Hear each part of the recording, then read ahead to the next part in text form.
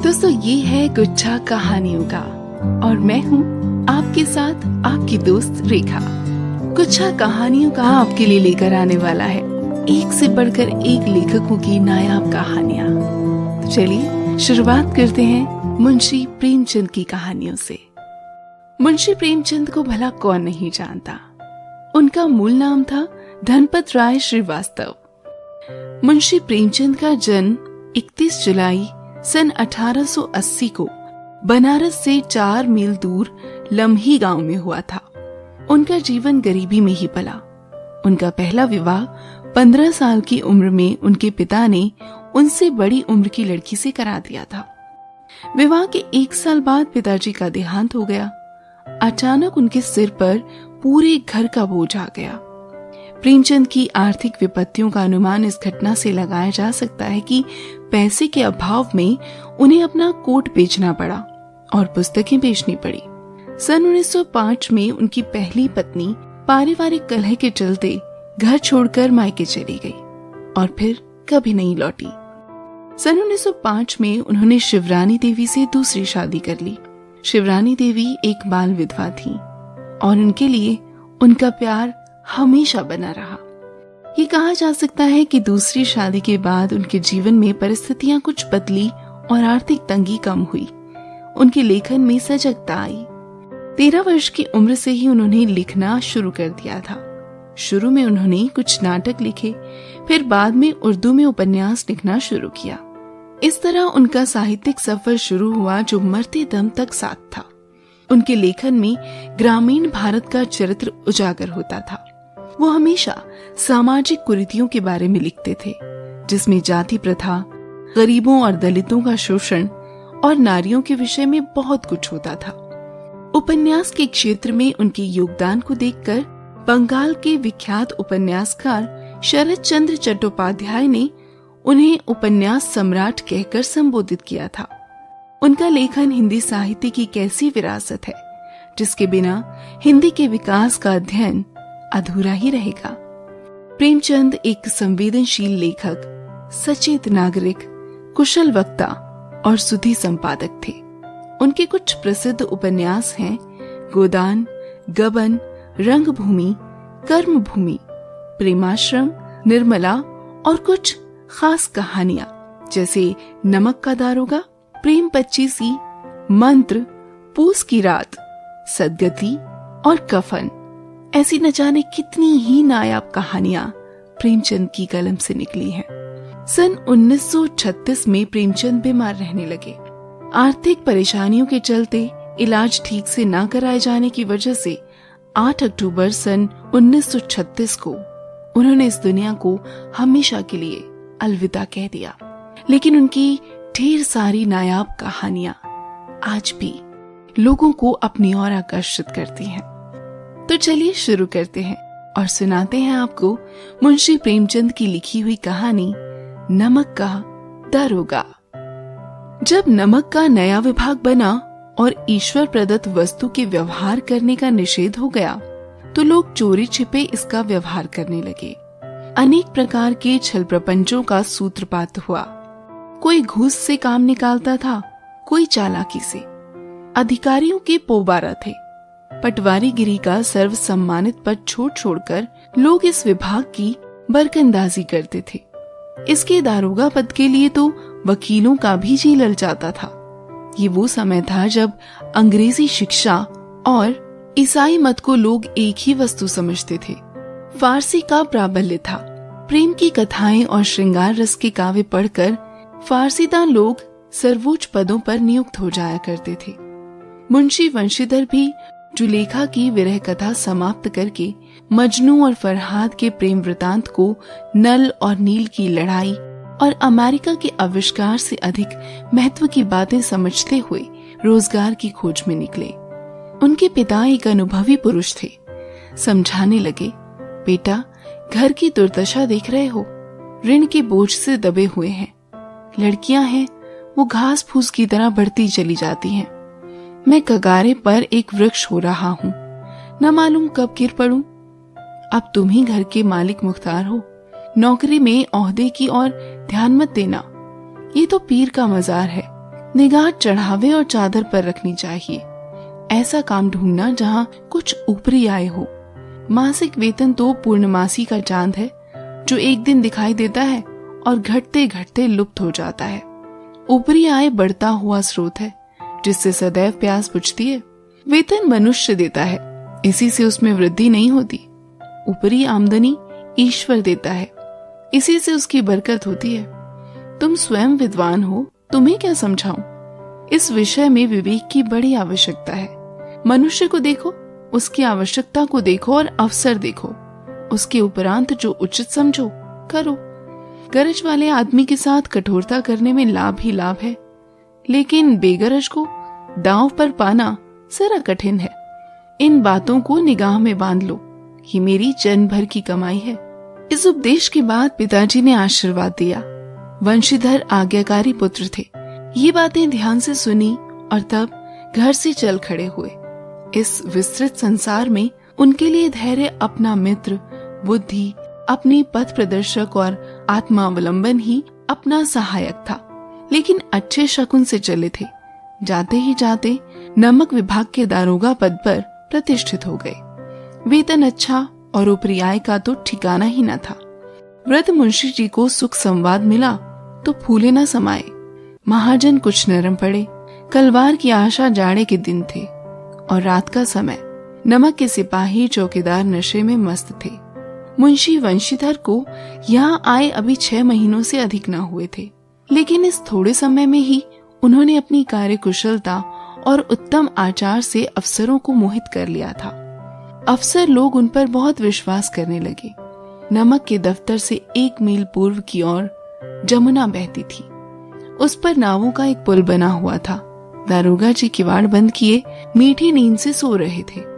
अचानक आंख खुली तो नदी के प्रवाह की जगह गाड़ियों की गड़गड़ाहट तथा मल्लाहों का कोलाहल सुनाई दिया। उठ बैठे। इतनी रात गए, गाड़ियां क्यों नदी के पार जाती हैं? अवश्य कुछ न कुछ गोलमाल है। तर्क ने भ्रम को पुष्ट किया। वर्दी पहनी, तमंचा जेब में रखा और बात की बात में घोड़ा बढ़ाए हुए पुल पर आ पहुंचे। गाड़ियों की एक लंबी कतार पुल के पार जाती देखी। डांट कर पूछा, किसकी गाड़ियां हैं? थोड़ी देर तक सन्नाटा रहा। आदमियों में कुछ कानाफूसी हुई। तब आगे वाले ने कहा, पंडित अलोपीदीन की। कौन पंडित अलोपीदीन? दादागंज के। मुंशी वंशीधर चौंके। पंडित अलोपीदीन इस इलाके के सबसे प्रतिष्ठित जमींदार थे। लाखों रुपए का लेन देन करते थे। इधर छोटे से बड़े कौन ऐसे थे जो उनके ऋणी ना हो। व्यापार भी बड़ा लंबा चौड़ा था। बड़े चलते पुर्जे आदमी थे। अंग्रेज अफसर उनके इलाके में शिकार खेलने आते और उनके मेहमान होते। 12 मास सदाव्रत चलता था। मुंशी जी ने पूछा, गाड़ियां कहाँ जाएंगी? उत्तर मिला, कानपुर। लेकिन इस प्रश्न पर कि इनमें क्या है, सन्नाटा छा गया। दारोगा साहब का संदेह और भी बढ़ा। कुछ देर तक उत्तर की बाट देखकर वो जोर से बोले, क्या गूंगे हो गए हो? हम पूछते हैं इनमें क्या लदा है? जब इस बार भी कोई उत्तर न मिला तो उन्होंने घोड़े को एक गाड़ी से मिलाकर बोरे को टटोला। भ्रम दूर हो गया। ये नमक के ढेले थे। पंडित अलोपीदीन अपने सजीले रथ पर सवार कुछ सोते कुछ जागते चले आते थे। अचानक कई गाड़ीवानों ने घबराए हुए आकर जगाया और बोले, महाराज, दरोगा ने गाड़ियां रोक दी हैं और घाट पर खड़े आपको बुलाते हैं। पंडित अलोपीदीन का लक्ष्मी जी पर अखंड विश्वास था। वो कहा करते थे कि संसार का तो कहना ही क्या, स्वर्ग में भी लक्ष्मी का ही राज्य है। उनका ये कहना यथार्थ ही था। न्याय और नीति सब लक्ष्मी के ही खिलौने हैं। इन्हें वो जैसे चाहती हैं नचाती हैं। लेटे ही लेटे गर्व से बोले, चलो हम आते हैं। ये कहकर पंडित जी ने बड़ी निश्चिंतता से पान के बीड़े लगाकर खाए। फिर लिहाफ ओढ़े हुए दारोगा के पास आकर बोले, बाबूजी आशीर्वाद, कहिए हमसे ऐसा कौन सा अपराध हुआ कि गाड़ियां रोक दी गईं? हम ब्राह्मणों पर तो आपकी कृपा दृष्टि रहनी चाहिए। वंशीधर रुखाई से बोले, सरकारी हुक्म। पंडित अलोपीदीन ने हंसकर कहा, हम सरकारी हुक्म को नहीं जानते और न सरकार को। हमारे सरकार तो आप ही हैं। हमारा और आपका तो घर का मामला है। हम कभी आपसे बाहर हो सकते हैं? आपने व्यर्थ का कष्ट उठाया। ये हो नहीं सकता कि इधर से जाएं और इस घाट के देवता को भेंट न चढ़ावें। मैं तो आपकी सेवा में स्वयं ही आ रहा था। वंशीधर पर ऐश्वर्य की मोहिनी वंशी का कुछ प्रभाव न पड़ा। ईमानदारी की नई उमंग थी। कड़क कर बोले, हम उन नमक हरामों में नहीं हैं जो कौड़ियों पर अपना ईमान बेचते फिरते हैं। आप इस समय हिरासत में हैं। आपका कायदे के अनुसार चालान होगा। बस मुझे अधिक बातों की फुर्सत नहीं है। जमादार बदलू सिंह, तुम इन्हें हिरासत में ले चलो, मैं हुक्म देता हूँ। पंडित अलोपी दीन स्तंभित हो गए। गाड़ी वानों में हलचल मच गई। पंडित जी के जीवन में कदाचित ये पहला ही अवसर था कि पंडित को ऐसी कठोर बातें सुननी पड़ी। बदलू सिंह आगे बढ़ा, किंतु रौब के मारे ये साहस ना हुआ कि उनका हाथ पकड़ सके।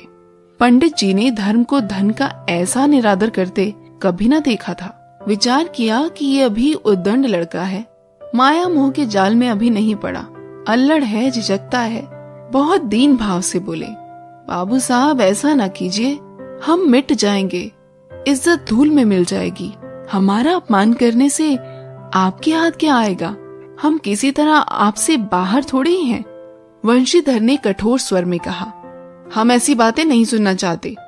अलोपी दीन ने जिस सहारे को चट्टान समझ रखा था वो पैरों के नीचे खिसकता हुआ मालूम हुआ। स्वाभिमान और धन ऐश्वर्य को कड़ी चोट लगी, किंतु अभी तक धन की सांख्यिक शक्ति का पूरा भरोसा था। अपने मुख्तार से बोले, लाला जी 1000 के नोट बाबू साहब की भेंट करो, आप इस समय भूखे सिंह हो रहे हैं। वंशीधर ने गर्म होकर कहा, 1000 नहीं, 1,00,000 भी मुझे सच्चे मार्ग से नहीं हटा सकते। धर्म की इस बुद्धिहीन दृढ़ता और देव दुर्लभ त्याग पर मन बहुत झुंझलाया। अब दोनों शक्तियों में संग्राम होने लगा। धन ने उछल उछल कर आक्रमण करने शुरू किए। 1 से 5, 5 से 10, 10 से 15 और 15 से 20,000 तक नौबत पहुंची। किंतु धर्म अलौकिक वीरता के साथ इस बहुसंख्यक सेना के सम्मुख अकेला पर्वत की भांति अटल अविचलित खड़ा था।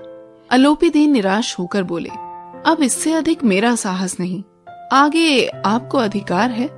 वंशीधर ने अपने जमादार को ललकारा।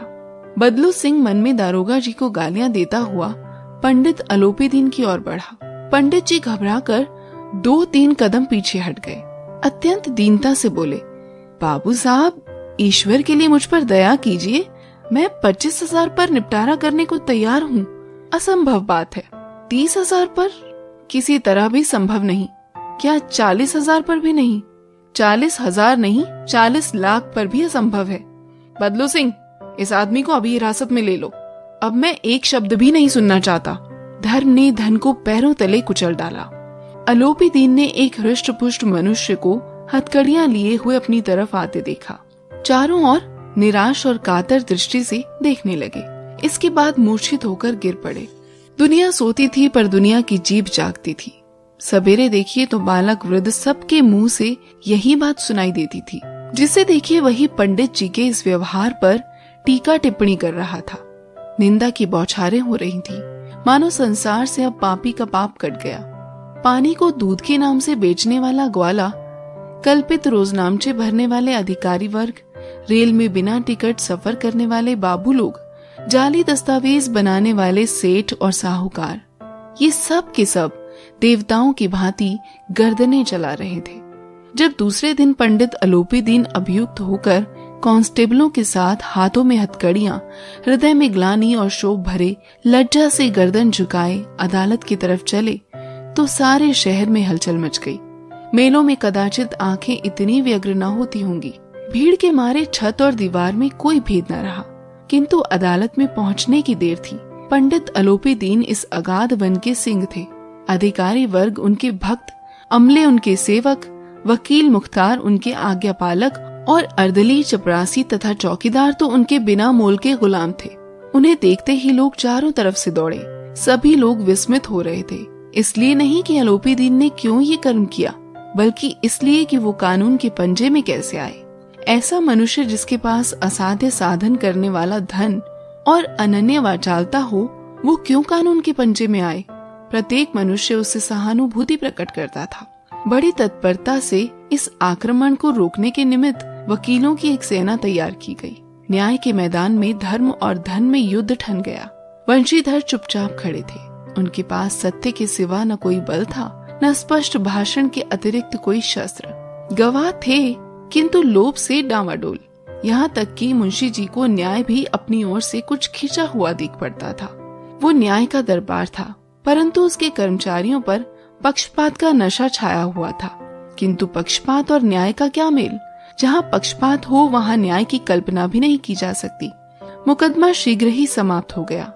डिप्टी मजिस्ट्रेट ने अपनी तजवीज में लिखा, पंडित अलोपीदीन के विरुद्ध दिए गए प्रमाण निर्मूल और भ्रमात्मक हैं। वो एक बड़े भारी आदमी हैं।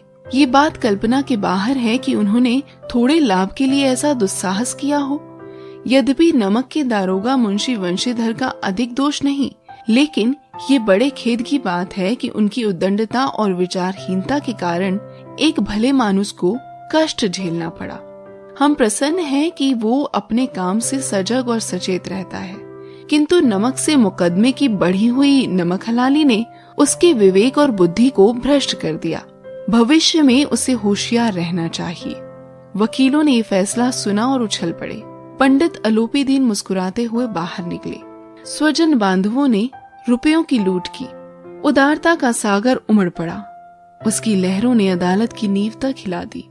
जब वंशीधर बाहर निकले तो चारों ओर से उनके ऊपर व्यंग्य बाणों की वर्षा होने लगी। चपरासियों ने झुक झुक कर सलाम किए, किंतु इस समय एक एक कटु वाक्य, एक एक संकेत उनकी गर्वाग्नि को प्रज्वलित कर रहा था। कदाचित इस मुकदमे में सफल होकर वो इस तरह अकड़ते हुए न चलते। आज उन्हें संसार का एक खेदजनक विचित्र अनुभव हुआ। न्याय और विद्वता, लंबी चौड़ी उपाधियां, बड़ी बड़ी दाढ़ियां और ढीले चौगे एक भी सच्चे आदर के पात्र नहीं है। वंशीधर ने धन से बैर मोल लिया था। उसका मूल्य चुकाना अनिवार्य था। कठिनता से एक सप्ताह बीता होगा कि मुअत्तली का परवाना आ पहुंचा। कार्यपरायणता का दंड मिला। बेचारे भग्न हृदय, शोक और खेद से व्यथित घर को चले।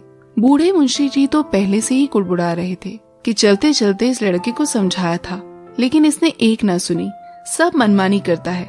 हम तो कलवार और कसाई के तगादे सहे, बुढ़ापे में भगत बनकर बैठे, और वहाँ बस वही सूखी तनख्वाह। हमने भी तो नौकरी की है और कोई ओहदेदार नहीं थे, लेकिन काम किया, दिल खोल कर किया। और आप ईमानदार बनने चले हैं। घर में चाहे अंधेरा हो, मस्जिद में अवश्य दिया जलाएंगे। खेद ऐसी समझ पर पढ़ना लिखना सब अकारत गया। इसके थोड़े ही दिनों बाद जब मुंशी वंशीधर इस दुर्वस्था में घर पहुँचे और बूढ़े पिताजी ने समाचार सुना तो सिर पीट लिया। बोले, जी चाहता है कि तुम्हारा और अपना सिर फोड़ लूं। बहुत देर तक पछता कर हाथ मलते रहे। क्रोध में कुछ कठोर बातें भी कही, और यदि वंशीधर वहाँ से टल न जाते तो अवश्य ही ये क्रोध विकट रूप धारण करता। वृद्धा माता को भी दुख हुआ। जगन्नाथ और रामेश्वर यात्रा की कामनाएं मिट्टी में मिल गईं। पत्नी ने तो कई दिन तक सीधे मुंह से बात भी नहीं की। इसी प्रकार एक सप्ताह बीत गया। संध्या का समय था। बूढ़े मुंशी जी बैठे राम नाम की माला जप रहे थे। इसी समय उनके द्वार पर सजा हुआ रथ आकर रुका। हरे और गुलाबी पर्दे, पछाइये बैलों की जोड़ी, उनकी गर्दनों के नीले धागे, सींगे पीतल से जड़ी हुई। कई नौकर लाठियां कंधों पर रखे साथ थे। मुंशी जी अगवानी को दौड़े तो देखा पंडित अलोपीदीन है। झुककर दंडवत की और लल्लो चप्पो की बातें करने लगे। हमारा भाग्य उदय हुआ जो आपके चरण इस द्वार पर आए। आप हमारे पूज्य देवता हैं। आपको कौन सा मुंह दिखावें? मुंह में तो कालिख लगी हुई है, किंतु क्या करें, लड़का अभागा कपूत है। नहीं तो आपसे क्यों मुंह छिपाना पड़ता। ईश्वर ने संतान चाहे रखे, पर ऐसी संतान न दे। अलोपीदीन ने कहा, नहीं भाई साहब, ऐसा न कहिए। मुंशी जी ने चकित होकर कहा, ऐसी संतान को और क्या कहूँ। अलोपीदीन ने वात्सल्यपूर्ण स्वर में कहा, कुल तिलक और पुरखों की कीर्ति उज्जवल करने वाले संसार में ऐसे कितने धर्मपरायण मनुष्य हैं जो धर्म पर अपना सब कुछ अर्पण कर सके। पंडित अलोपीदीन ने वंशीधर से कहा, दरोगा जी, इसे खुशामद न समझिए। खुशामद करने के लिए मुझे इतना कष्ट उठाने की जरूरत न थी। उस रात को आपने अपने अधिकार बल से मुझे अपनी हिरासत में लिया था, किंतु आज मैं स्वेच्छा से आपकी हिरासत में आया हूँ। मैंने हजारों रईस और अमीर देखे, हजारों उच्च पदाधिकारियों से काम पड़ा, किंतु मुझे परास्त किया तो आपने। मैंने सबको अपना और अपने धन का गुलाम बनाकर छोड़ दिया। मुझे आज्ञा दीजिए कि मैं आपसे कुछ विनय करूं। वंशीधर ने अलोपीदीन को आते देखा तो उठकर सत्कार किया, किंतु स्वाभिमान सहित। समझ गए कि ये महाशय मुझे लज्जित करने और जलाने आए हैं। क्षमा प्रार्थना की चेष्टा नहीं की, वरन उन्हें अपने पिता की ये ठकुर सुहाती की बात असह्य सी प्रतीत हुई। पर पंडित जी की बातें सुनी तो मन में मैल मिट गया। पंडित जी की ओर उड़ती हुई दृष्टि से देखा, सद्भाव झलक रहा था। गर्व ने लज्जा के सामने सिर झुका दिया। शर्माते हुए बोले, ये आपकी उदारता है जो ऐसा कहते हैं। मुझसे जो कुछ अविनय हुई उसे क्षमा कीजिए। मैं धर्म की बेड़ी में जकड़ा हुआ था, नहीं तो वैसे मैं आपका दास हूँ। जो आज्ञा होगी वो मेरे सिर माथे पर। अलोपीदीन ने विनीत भाव से कहा, नहीं, तट पर आपने मेरी प्रार्थना नहीं स्वीकार की थी, किंतु आज स्वीकार करनी पड़ेगी। वंशीधर बोले, मैं किस योग्य हूँ, किंतु जो कुछ सेवा मुझसे हो सकती है उसमें त्रुटि न होगी। अलोपीदीन ने एक स्टाम्प लगा हुआ पत्र निकाला और उसे वंशीधर के सामने रखकर बोले, इस पद को स्वीकार कीजिए और अपने हस्ताक्षर कर दीजिए। मैं ब्राह्मण हूँ, जब तक ये सवाल पूरा न कीजिएगा द्वार से न हटूंगा। मुंशी वंशीधर ने उस कागज को पढ़ा तो कृतज्ञता से आंखों में आंसू भर आए। पंडित अलोपीदीन ने उनको अपनी सारी जायदाद का स्थायी मैनेजर नियत किया था। 6000 वार्षिक वेतन के अतिरिक्त रोजाना खर्च अलग, सवारी के लिए घोड़ा, रहने को बंगला, नौकर चाकर मुफ्त।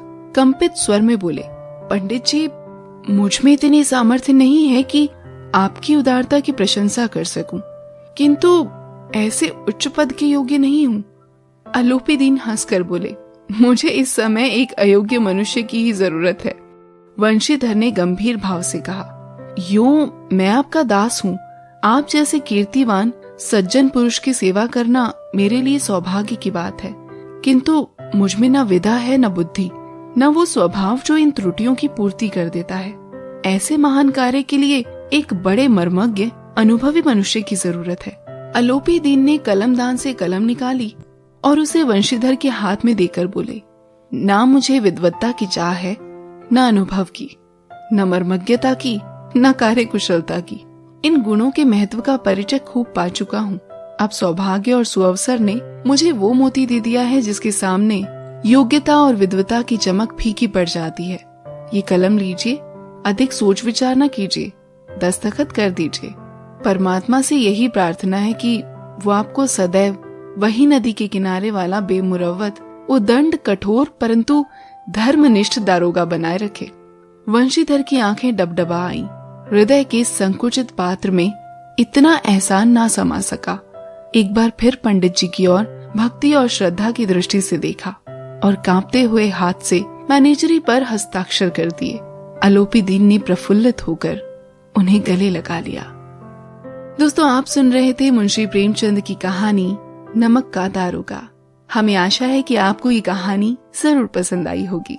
हमें आपके सुझाव, विचार और प्यार कमेंट में लिखना ना भूलें। ऐसी ही और भी कहानियों को सुनने के लिए सब्सक्राइब कीजिए हमारा चैनल गुच्छा कहानियों का, बंच ऑफ स्टोरीज। मैं आरजे रेखा फिर मिलूंगी आपसे एक और नई कहानी के साथ। तब तक के लिए खुश रहिए, अपना ख्याल रखिए और हाँ, हमारी कहानियों को अपने बाकी दोस्तों से शेयर करना बिल्कुल मत भूलिएगा। तो मिलते हैं फिर एक और कहानी के साथ।